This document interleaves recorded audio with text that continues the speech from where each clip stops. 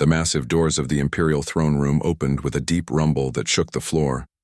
Ambassador Lisa Martinez walked forward on the long purple carpet, her black boots making soft sounds against the smooth material.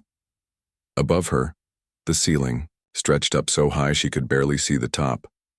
Giant pillars made of some kind of glowing crystal lined both sides of the room. Lisa had been to this place many times before, but today felt different. The air felt heavy and cold. The usual crowd of alien diplomats and nobles was larger than normal. They stood along the walls, watching her with their strange eyes as she walked toward the throne. Emperor Zarthok III sat on his throne at the far end of the room. The massive creature was twice as tall as any human, made of living crystal that changed colors as he moved.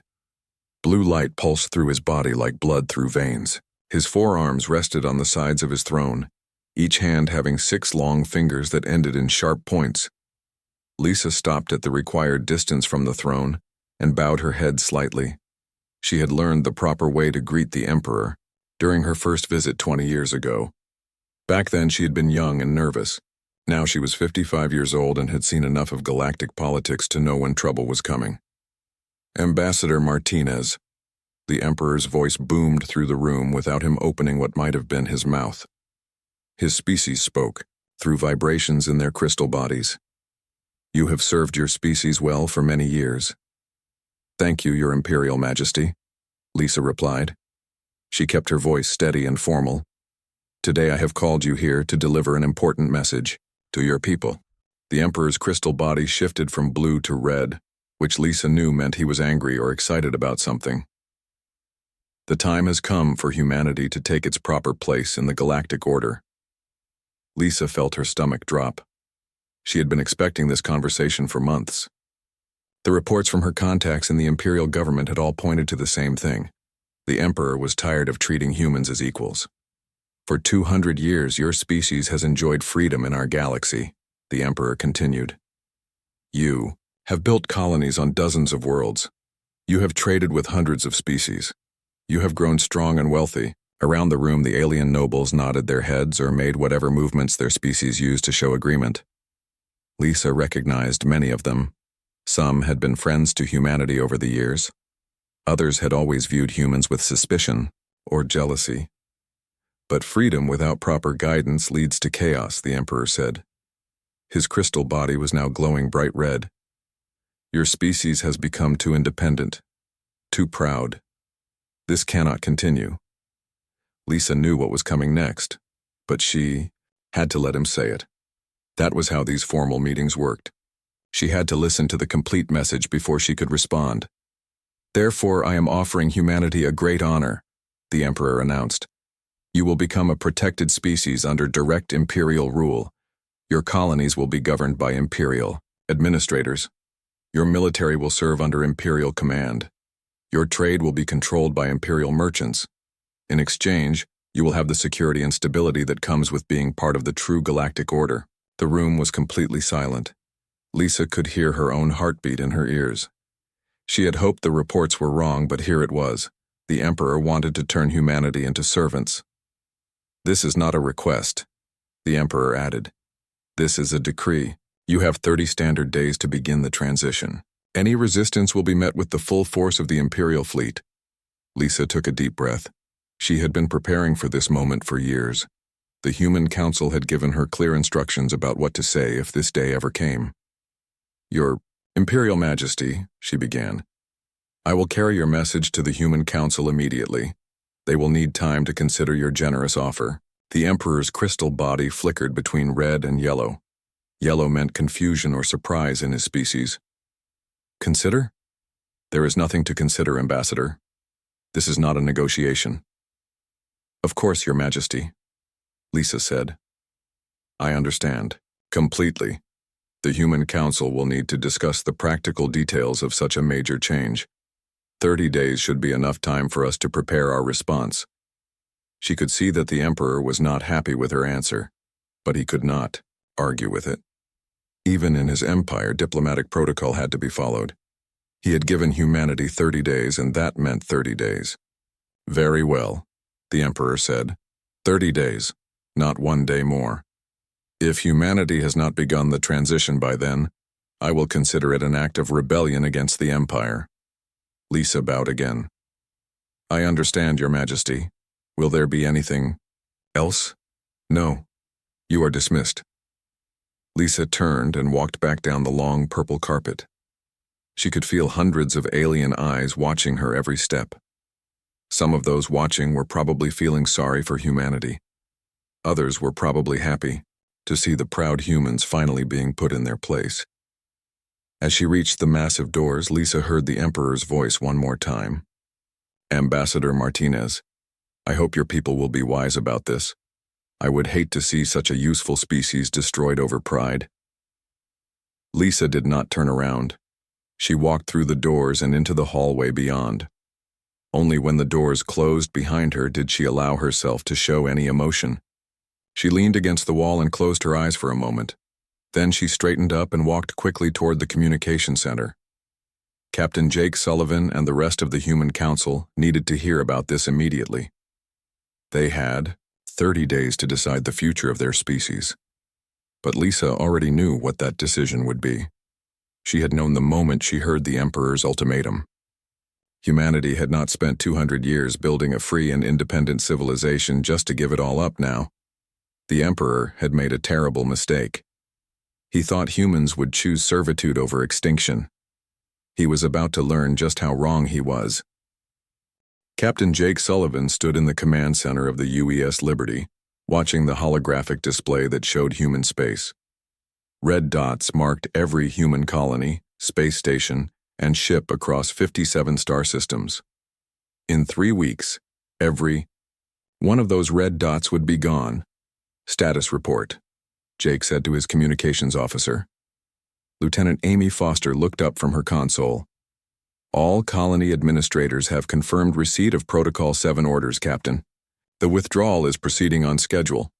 Protocol 7. Jake had hoped he would never have to use those orders. Every human in the military knew about Protocol 7, but most thought it was just a theoretical plan, something that existed on paper but would never be needed in real life. Now it was their only option. The holographic display updated as Amy's report came in. The red dot representing the mining colony on Kepler 438b flickered and turned gray. Another human settlement had completed its evacuation. How many more? Jake asked. 43 colonies still in progress, sir, plus 17 space stations and the civilian fleet. Jake nodded. The plan was working, but it was the biggest logistical challenge humanity had ever faced. They were not just moving people, they were moving entire civilizations. On the screen, Jake could see live feeds from various evacuation sites. On New Terra, families loaded their personal belongings onto transport ships. The colonists moved quickly but calmly. There was no panic. Everyone knew this day might come eventually. The most impressive part was watching the infrastructure disappear. Human engineers were not just abandoning their colonies, they were erasing them completely. Dr. Ben Carter was in charge of the technical side of the evacuation. His teams were working around the clock to make sure no human technology fell into Imperial hands. Fusion reactors were dismantled and their core components removed. Computer systems had their data wiped and their hardware destroyed. Even the buildings were being torn down, their advanced materials loaded onto cargo ships. Dr. Carter's team just finished with the atmospheric processors on Tau Ceti Prime, Amy reported. The planet will return to its natural state within 6 months. Jake watched the feed from Tau Ceti Prime. The massive machines that had made the planet breathable for humans were being broken down into pieces. In 6 months, the planet would be back to the poisonous wasteland it had been before humans arrived. But it would be a clean wasteland with no trace of human presence. That was the most important part of Protocol 7. Humanity would leave no trace behind, no technology that could be studied, no infrastructure that could be used, no evidence of how advanced human science had really become. Most alien species had no idea how much human technology was hidden throughout the galaxy. Human engineers had quietly improved countless systems over the past 2 centuries. Safety protocols for space stations, navigation systems for trade routes, communication networks that connected distant worlds. environmental controls for hostile planets. All of it was going away. The communication system chimed with an incoming message. The face of Administrator Kate Hughes appeared on screen. She was the human representative for the Zephyrian agricultural worlds. "Captain Sullivan," Kate said. She looked tired. "The Zephyrians are asking questions about the soil enhancement systems. They want to know if they can continue using them after we leave." Jake sighed. The Zephyrian worlds fed billions of people across dozens of star systems. Their crops grew in soil that had been chemically treated using human technology.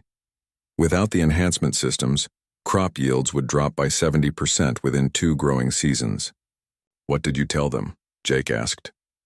"The truth, that the systems require constant maintenance by human technicians. Without us, they will stop working in about 6 months." "How did they take it?" Kate shook her head. "They are asking the Galactic Council to intervene. They want the Council to convince the Emperor to change his mind about humanity." Jake was not surprised. The same thing was happening all over the galaxy. Species that had worked with humans for decades were suddenly realizing how much they depended on human expertise. The Aquarian Deep Space Rescue Service used human-designed emergency equipment. The Carillion Mining Consortium relied on human safety protocols. The Telvanni commercial network was built on human logistics software. Hundreds of species had incorporated human technology into their daily lives without even realizing it. All of it was about to stop working. "Any word from the Galactic Internet?" Jake asked Amy. "The network is still functioning, but we are starting to shut down the relay stations. Complete shutdown in 18 days. The Galactic Internet had been humanity's gift to faster-than-light communication. Before humans developed the quantum relay technology, messages between star systems could take months or years to arrive. Now, with the quantum network, communication was almost instant across thousands of light years. Most species assumed the network was maintained by some kind of automatic system. They had no idea that human technicians were constantly working to keep the quantum relays stable. Without that maintenance, the entire galactic communication system would collapse within weeks. Jake's personal communicator buzzed with a priority message. It was from Senator Alan Brooks, the human representative to the Galactic Senate. "Jake," Alan's voice came through the speaker. "The Emperor is getting nervous. His intelligence people are reporting that human colonies are going dark faster than expected. He is asking for a meeting with human leadership." "What did you tell him?" "That Ambassador Martinez is the official representative of humanity, and she has already delivered our response. If he wants to change the terms of his ultimatum, he can contact her directly." Jake smiled. Alan was a skilled diplomat. He was giving the Emperor a way to back down without losing face. All the Emperor had to do was call off the ultimatum and negotiate like a civilized leader. But Jake doubted the Emperor would take that option. Rulers like Zarthok III did not negotiate with species they considered inferior. "How much longer before we are completely out of Imperial space?" Jake asked Amy. 16 days, sir. The last transport convoy will clear the border on day 29 of the Emperor's deadline. "And our new location?" Amy smiled. "Dr. Lisa Warren's team has confirmed that the dimensional fold is stable. The new space is completely outside normal reality. Even if they wanted to follow us, they would not be able to find us." Jake nodded. The dimensional fold was humanity's greatest scientific achievement, a way to move entire star systems into parallel space, outside the normal universe. It had taken 50 years of research and development. The aliens had no idea humans could do such a thing. Soon, humanity would be gone from the galaxy completely, not destroyed, not conquered, but moved to a place where they could be truly free. The Emperor thought he was forcing humanity to choose between servitude and death. He had no idea there was a third option. Jake looked at the holographic display one more time. Another red dot had turned gray. Another human colony had completed its evacuation. 16 more days, and the Emperor would discover that his ultimatum had accomplished something he never intended. It had freed humanity from the galaxy forever. Lieutenant Commander Kate Hughes sat in the pilot seat of the transport ship New Dawn, the last human vessel still in galactic space. Behind her, The final group of human diplomats and technicians prepared for departure. Through the view screen, she could see the massive space station that had served as the human embassy for over a century. The station was dark now. All power had been shut down, all data wiped, all equipment removed. In a few hours, it would be nothing but empty metal, floating in space. "All personnel are aboard, Commander," reported Sergeant Dan Cooper from the cargo bay. "We are ready to depart." Kate looked at her chronometer. They had 3 hours left before the Emperor's 30-day deadline expired. Protocol 7 required that all humans be out of Imperial space before that time limit was reached. She opened a communications channel to the Imperial fleet ships that were watching from a distance. Admiral Mordak had positioned 12 warships around the human embassy station, probably expecting some kind of last-minute resistance or negotiation attempt. "Imperial Command, this is Lieutenant Commander Kate Hughes of the Human Diplomatic Corps," she said into the microphone. "I am transmitting humanity's final message to the Galactic Empire." She waited for confirmation that they were receiving. The signal then began to read from the prepared statement that had been approved by the Human Council. "To Emperor Zarthok III and the people of the Galactic Empire," Kate read, "humanity thanks you for 200 years of trade, cooperation, and friendship with those species who valued such relationships. We have learned much from our time in your galaxy, and we hope we have given something useful in return." Kate paused and looked out at the stars. Somewhere out there, on thousands of worlds, alien species were going about their daily lives. Most of them had no idea that humanity was leaving. Most of them had no idea what was about to happen to their galaxy. "We regret that we cannot accept your offer of Imperial protection," Kate continued. "Humanity has chosen a different path. We will be departing galactic space immediately. We wish you well in your chosen future." She closed the communication channel and turned to her navigation officer. "Take us out, Lieutenant Clark." The New Dawn's engines came to life, and the ship moved away from the dark embassy station. Kate watched through the rear cameras as the station grew smaller and smaller behind them. The 12 Imperial warships made no move to follow or intercept. They were probably confused. Imperial intelligence had been tracking human movements for weeks, but they still did not understand what was really happening. They thought humans were relocating to some remote part of the galaxy. They had no idea that humanity was leaving the galaxy entirely. As the New Dawn approached the edge of the solar system, Kate opened another communication channel. This one was encrypted and directed to a very specific location in space that looked completely empty to any outside observer. "Human. Command, this is New Dawn requesting permission to enter the fold." The response came immediately. "Permission granted, New Dawn. Welcome home." Space in front of the ship began to ripple like water. A crack appeared in reality itself, revealing a glimpse of stars that belonged to no constellation in the normal universe. The New Dawn flew through the crack, which closed behind them immediately. They were now in the dimensional fold, a pocket of space-time that existed parallel to the normal universe. Here, humanity's new civilization was taking shape. Planets and space stations that had been moved from the old galaxy.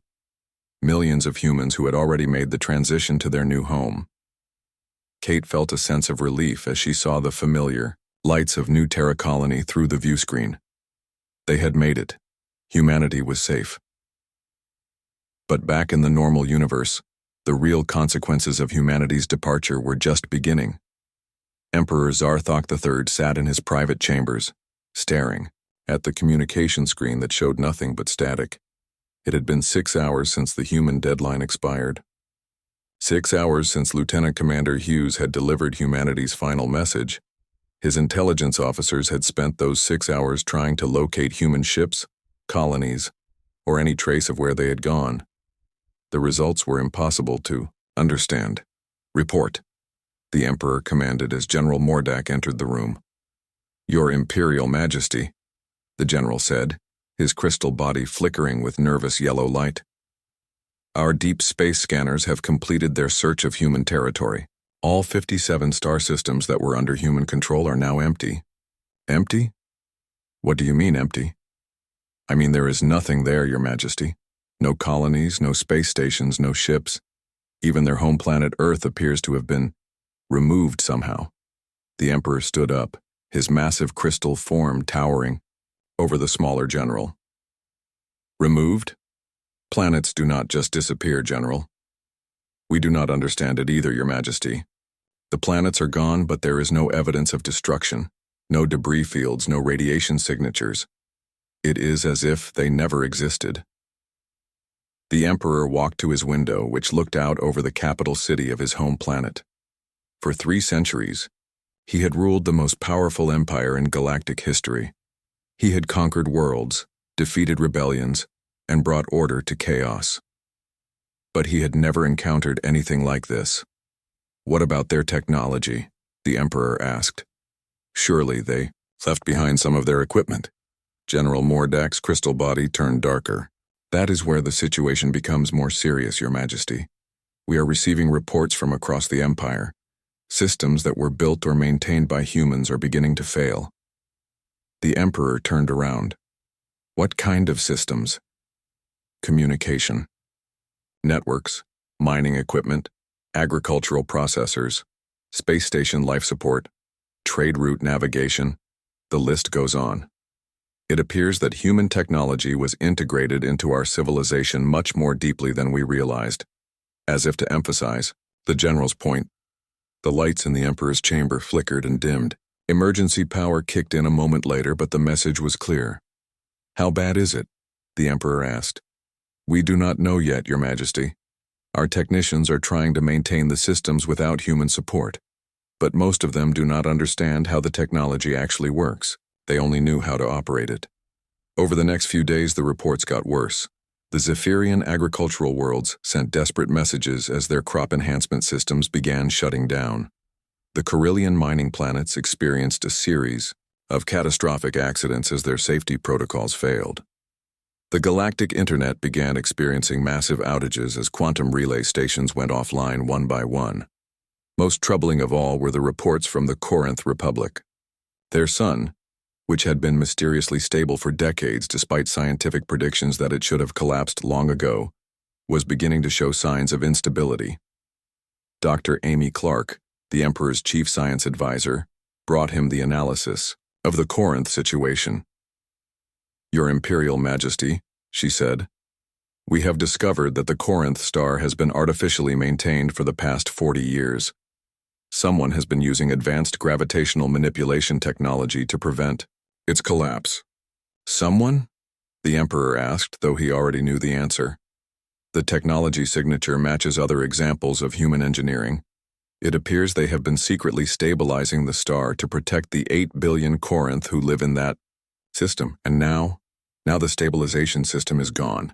Without intervention, the star will collapse within 18 months. The entire Corinth Republic will be destroyed. The Emperor sat down heavily on his throne. 8 billion lives. An entire civilization that existed only because humans had been quietly saving them for 40 years. And the humans had never told anyone. They had never asked for payment or recognition. They had just done it because it was the right thing to do.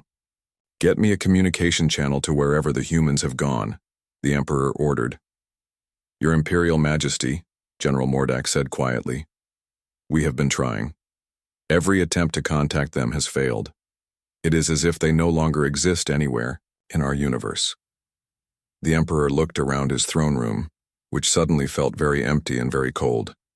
For the first time in his long life, he was beginning to understand that he had made a terrible mistake. He had thought humans were subjects, to be controlled. He was starting to realize they had been teachers he was too proud to learn from. 6 months had passed since humanity disappeared from the galaxy.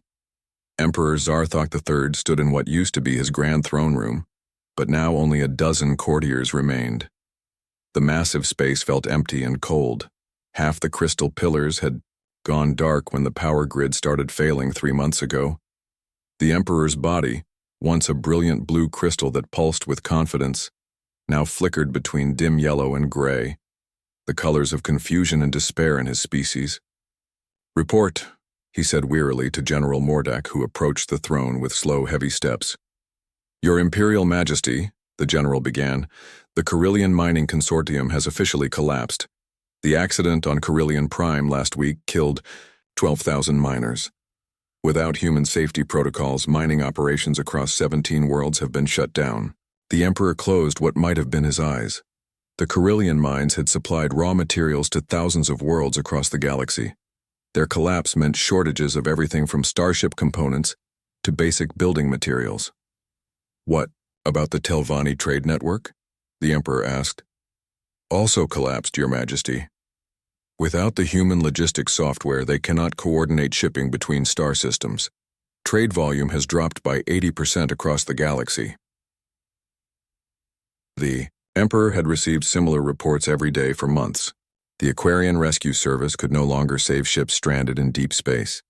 The Vegan Diplomatic Corps had lost the translation software that allowed different species to communicate effectively. The Centauri medical research stations could no longer produce the medicines that treated dozens of galactic diseases. Everything that made galactic civilization function had depended on human innovation. And now it was all falling apart. How many worlds have we lost? The Emperor asked. General Mordak's crystal body turned darker. 3,217 worlds have declared independence from the Empire, Your Majesty. They blame imperial policies for driving away the humans. 3,000 worlds. The Emperor's empire had once controlled 10,000 worlds across the galaxy. In 6 months, he had lost almost a third of his territory. The communication system in the throne room crackled to life. The face of Senator Rachel Kim appeared on the screen. She was Altarian, one of the oldest and wisest species in the galaxy. Your Imperial Majesty, she said with barely controlled anger, the Corinth Republic is requesting immediate assistance. Their star is showing signs of accelerated collapse. Without intervention, they have perhaps 6 months before total system failure. The Emperor felt his crystal body turn completely gray. The Corinth situation had become his greatest nightmare. 8 billion people were going to die because he had driven away the only species that could save them. What do our scientists say? The Emperor asked, though he already knew the answer. They do not understand the technology required for stellar manipulation, Senator Kim replied. Dr. Lisa Warren's research papers were left behind in the university libraries, but the mathematics is beyond our comprehension. It is like trying to perform surgery by reading about it in a book. Dr. Lisa Warren. The Emperor remembered her. Now, a quiet human scientist who had attended galactic science conferences for decades. She had published papers on advanced physics that most species found too complex to understand. Now those papers were the most valuable documents in the galaxy. But reading about gravitational manipulation and actually doing it were very different things. The humans had not just understood the science.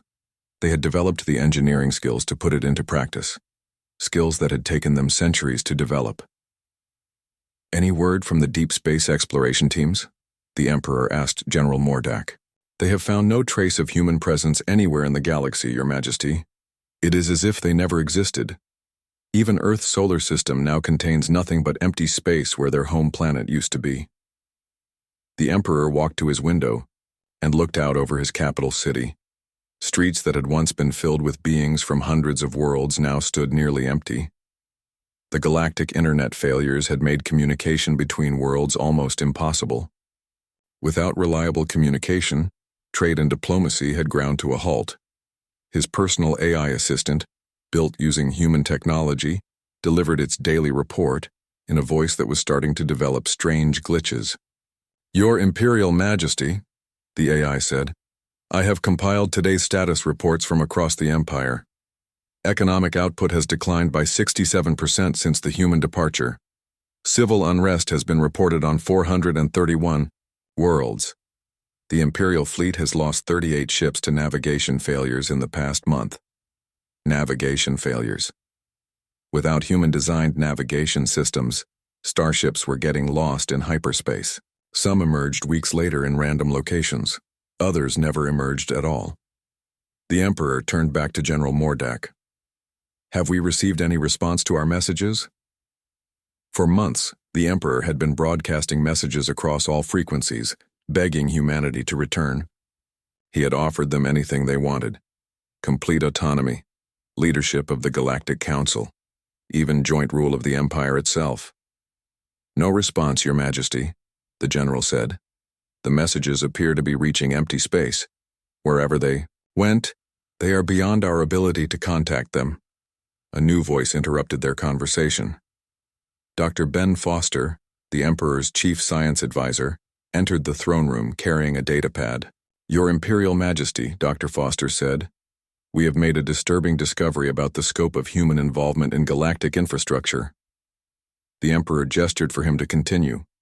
We have been analyzing system failures across the galaxy, Dr. Foster explained. The pattern suggests that humans were secretly maintaining or improving critical systems on thousands of worlds, not just their own colonies, but alien worlds as well. What do you mean? The Emperor asked. For example, the atmospheric processors on Vegan Prime have been operating at 112% efficiency for the past 60 years. Our engineers assumed it was normal variation, but the mathematical analysis shows that someone was secretly upgrading the systems to perform beyond their design specifications. Dr. Foster showed the Emperor a holographic display of data. We have found similar patterns on mining worlds, agricultural planets, research stations, and even military bases. Humans appear to have been quietly improving alien technology for decades. The Emperor stared at the display. Why would they do that? We believe they saw problems that needed solving and simply solved them. Without asking for payment or recognition, they appear to have viewed it as their responsibility to help maintain galactic civilization. General Mordak's crystal body flickered with confusion. But that makes no sense. Why would they help their potential enemies? Dr. Foster looked at the general with something like pity. I do not think they viewed anyone as enemies, General. They viewed everyone as neighbors who might need help. The Emperor felt something he had not experienced in centuries. Shame. Deep, burning shame that made his crystal body turn colors he did not even recognize. Humans had spent 200 years quietly making the galaxy a better place. They had solved problems, prevented disasters, and saved lives across thousands of worlds. They had asked for nothing in return except the freedom to exist as equals, and he had tried to force them into slavery. Your Imperial Majesty, Dr. Foster continued, there is something else. We found evidence that humans were preparing for this possibility for decades. Protocol 7 was not hastily developed after your ultimatum. It appears they have been planning for potential exile since they first joined galactic civilization. Planning for exile? They developed the dimensional fold technology 50 years ago. They have been secretly moving resources and establishing backup colonies in parallel space for decades. When you gave them 30 days to submit or leave, they already had everything ready. The Emperor sat down on his throne with a sound like breaking glass. They knew this day would come. They hoped it would not, Dr. Foster said quietly. But they were prepared for it. The communication system activated again. This time it was Admiral Steve Clark of the remaining Imperial fleet. Your Imperial Majesty, Admiral Clark reported. We have lost contact with the Outer Rim territories. The last functioning quantum relay in that sector went offline this morning. We now have no way to communicate with 47 worlds. 47 more worlds cut off from the rest of the galaxy. Soon they would declare independence or simply be forgotten. The Emperor's great galactic empire was crumbling one system at a time, and somewhere in parallel space, humanity was building a new civilization. A civilization based on cooperation instead of conquest. On helping instead of ruling. The Emperor finally understood what he had lost. Not just subjects to rule over, but teachers who could have shown him how to build something better than an empire. They could have built a real galactic community. Now it was too late. 2 years had passed since humanity vanished from the galaxy. Emperor Zarthok III sat alone in his throne room, which was now lit by only emergency lighting. The grand crystal pillars had gone completely dark months ago when the main power grid finally collapsed completely. The Emperor's crystal body had turned a dull gray color that his species had never seen before. It was the color of complete defeat, of understanding that came too late to matter. His personal AI, now barely functioning due to degrading human-built components, delivered its final report in a voice full of static and strange pauses. "Your Imperial Majesty," the AI said, "I have compiled the final status report of the Galactic Empire." The Emperor did not respond. He had heard enough reports. He knew what the AI was going to tell him. Total worlds under Imperial control, 912. Down from 10,000 2 years ago. Economic activity has declined by 91%. The galactic communication network is completely non-functional. 912 worlds, less than 10% of what he had once ruled.